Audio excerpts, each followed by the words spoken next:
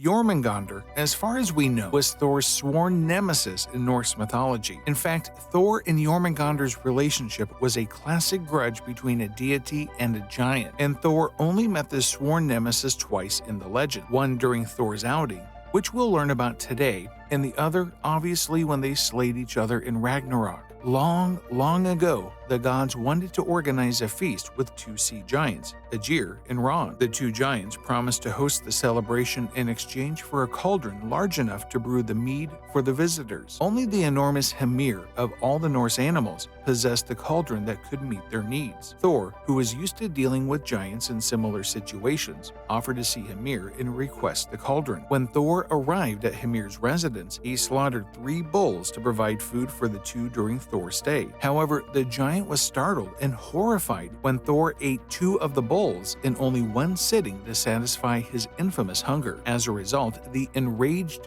giant stated that they would have to go fishing in the morning for their next day's meal. Hymir dispatched Thor to get bait for their hooks first thing in the morning. Thor went to Hymir's pastures and slaughtered the biggest of the giant's remaining bulls, intending to use the head as bait. Hymir was now more irritated than ever at the rash youngster, but hoped his strength and daring would be of some help on their fishing trip. The two got into the boat, with Thor in the stern. The god rowed them out to Hymir's usual fishing ground, where the giant, to his delight, caught 2 whales. But then Thor began to row the boat further out from land. His companion grew fearful and demanded that they row back at once, because Jormungandr lurked below those wild waves. Thor, the age-old enemy of that monstrous sea serpent, refused. At last, Thor dropped the oars and cast his line into the water. After an ominous silence and calm, Thor felt a mighty tug on his line. A tremendous rumble rocked the boat and swirled the waves as he hauled it in, but Thor continued despite the giant's terror. His feet were so firmly planted in the boat's bottom that the boards gave way and water began to stream in. Thor called for his hammer as the serpent's head,